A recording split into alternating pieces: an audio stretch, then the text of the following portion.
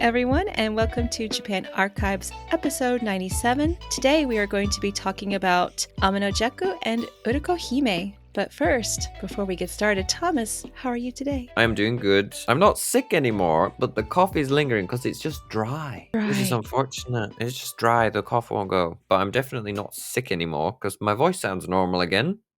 Well, almost. I'm excited because we're still coming back. We're here again. And also, it's kind of not often that you've done a main episode, so I'm excited to sit back and enjoy. I know I'm pretty excited myself coming up with topics and having time to sit more and research now is like a revelation. So I'm inquiring a few times about information that you might have because the topic for today, I'm going to just jump right in, is we're going to be having another yokai, which has been it's been a while since we've had a yokai, hasn't it? It's definitely been a while. We're going to be talking about another yokai, and attached to the yokai, we have a folk tale. So it's a little bit of an exciting episode for a couple of different things.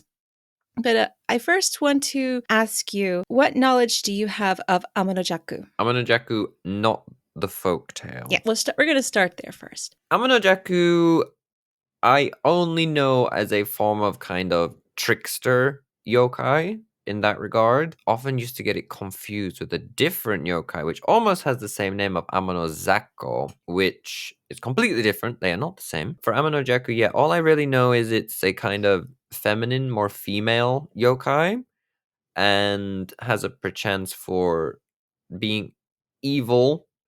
And yeah, I would say more evil than being a trickster, actually. We've had trickster yokai before, and they're kind of like do it to be funny or for their own entertainment. But this is more of an evil creature in literature, I think. I did a really short cursory search for Amanojaku, and also we don't have an entry yet on the website, which we'll be needing to add that pretty soon. So we're going to get there. So I did search the archives before I did the podcast. I think it's good that at this point we can search our own database of research to find episodes for people. I think we've done pretty well in making a decent sized database, and we do Definitely. try to keep it growing a bit every month around work and things. Oh, it's definitely expanded. And I mean, going there is like, oh, I should check, Wikipedia and the website. So we don't have anything there yet. But the information I found, yeah, it's definitely more of an evil yokai. But how I heard about it, not in the way you expect. So I'm going to be talking a little bit into my kid right now. So just bear with me for a moment because it all makes sense. So I've got a toddler. If you know toddlers, they are very interesting people. And something that will pop up is if you say something, they will go, no, it's not, or yes, it is, and disagree with something, even if it's something as simple as, oh, look, that grass is green. No, it's not. Okay. Just getting that independence set up, pulling away from being a baby, heading towards being a kid. It's, not always the most fun thing in the world. But my husband said, oh yeah, those kids, we call those Amanojaku. Yeah, they're contrary. They say if you say something, they say the opposite. So that's how I first got introduced to the yokai Amanojaku. It's a demon that is very contrary in nature, evil, not a whole ton of information beyond those couple of things, but attached to the yokai is a folktale. It's the most representation, really, that Amanojaku is presented in, is this folktale. Now, it's not a popular folktale.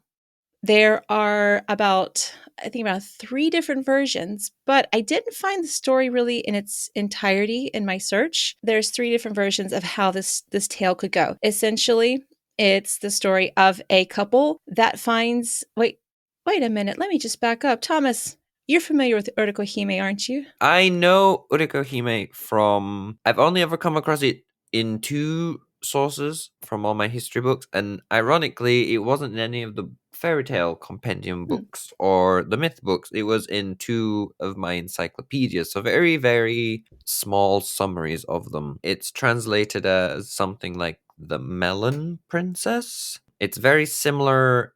The start of the story is very similar to Momotaro, as we will see when Heather reads the story. But yeah, for some reason, because it's not as popular, it doesn't seem to be included in the books that get published these days about Japanese folktales and fairy tales. They only ever seem to do the 10 common ones, like Kintaro, Momotaro, the tongue-cut sparrow and things. Mm. But I think all of these folktales, even if they're not as popular, are just as interesting, and I kind of wish they were in publications in English for people to enjoy and explore. You described the Melon Princess. Yeah, you're spot on. Urikohime does mean melon princess, and yeah, it does have that similarity to Momotaro being born from a fruit. Yeah, even like trying to find, there's 3 different versions of it, possibly more, but there are nothing seems to be agreeing, and it's not as popular, at least for the English translation. I didn't get a chance to search for it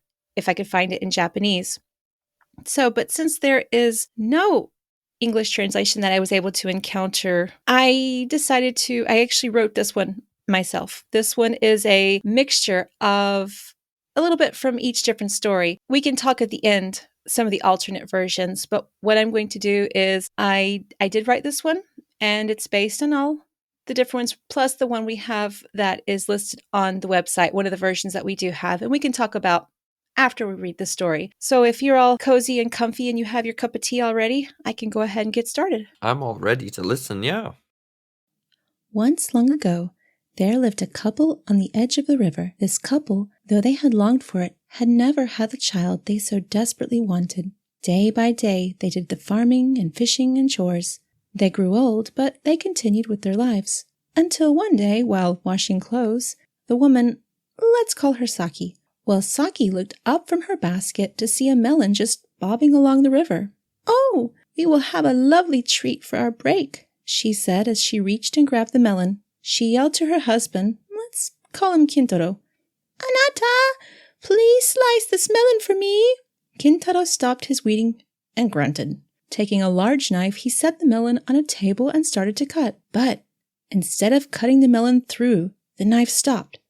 The melon started glowing and split itself in 2. Out of the melon popped a little girl.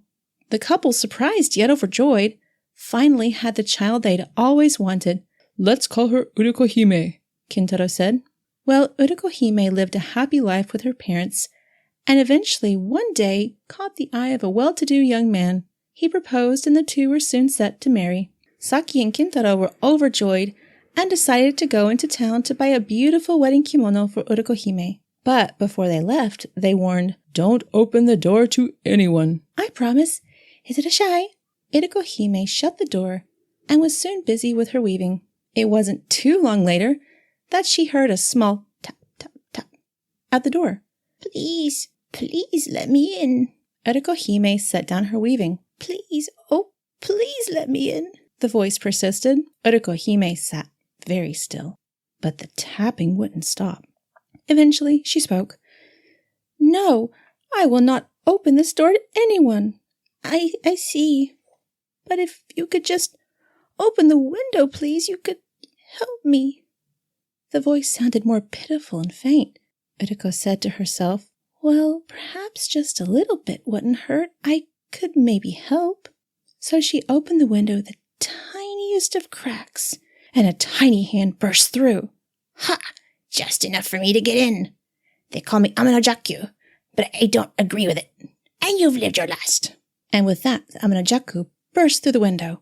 Uriko screamed and tried to run, but alas, it wasn't to be. The Amanojaku quickly sent her to the world beyond the shore.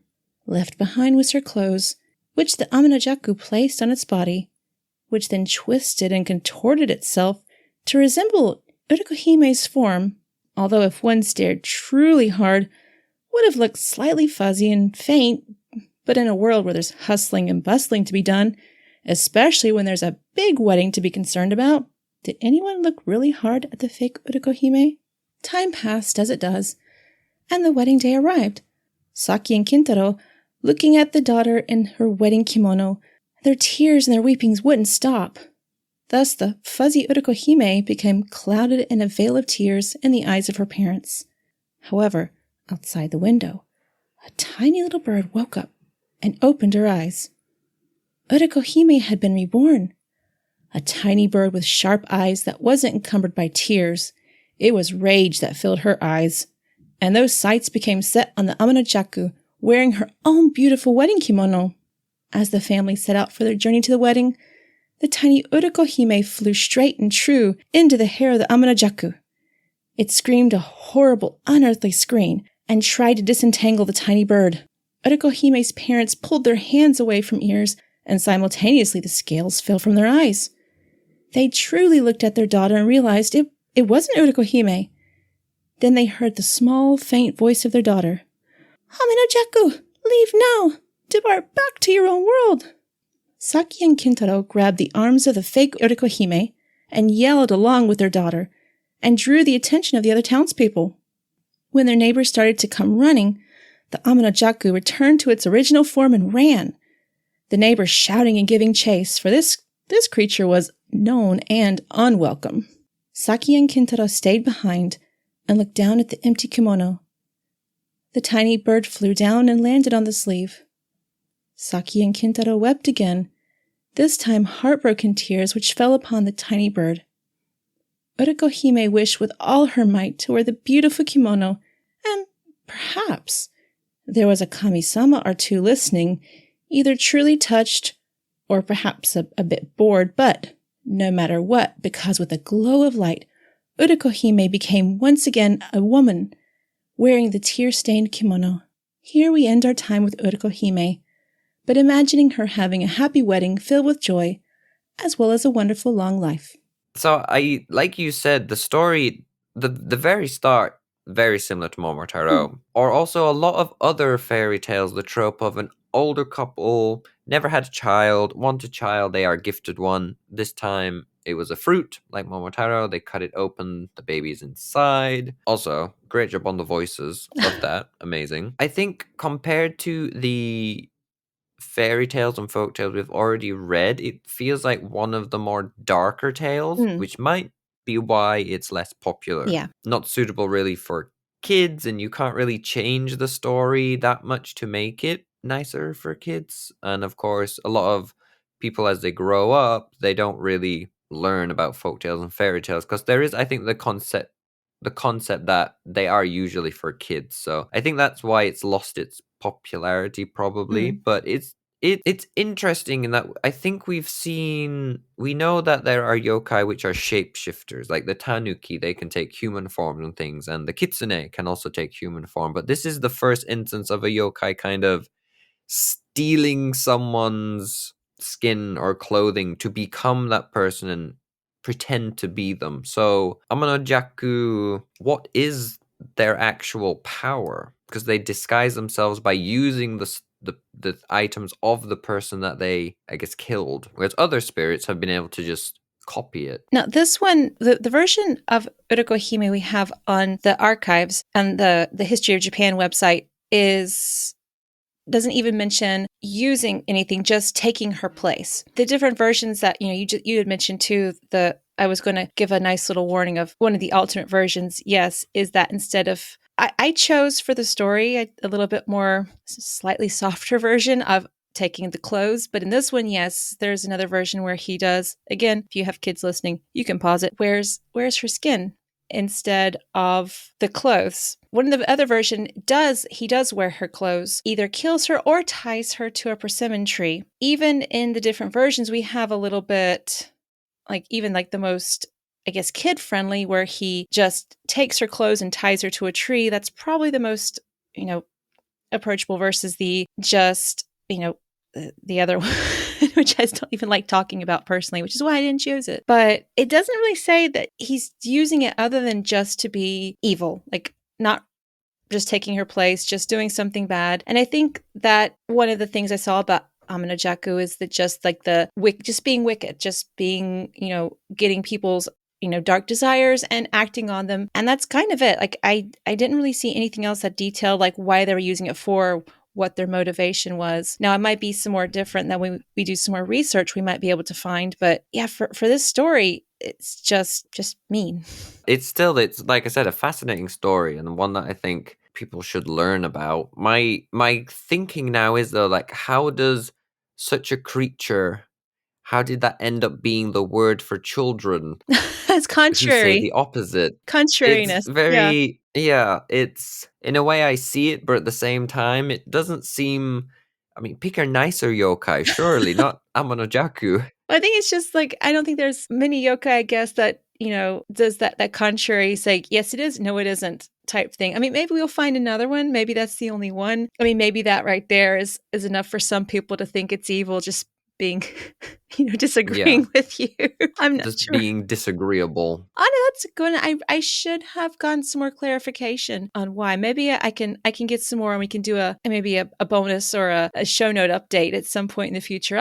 I'll look into that a little bit more, because Yeah, that would be good. I mean, when I first encountered it, I didn't know anything about evil. I just went, oh, it's just a disagreeing demon. Oh, I could see that. There's lots of yokai there was a candlestick. So, I'll get back to you on that one.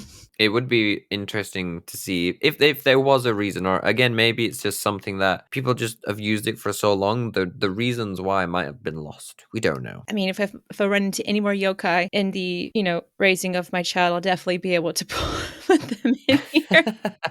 So that's our yokai and folktale for today. Well, I really enjoyed it.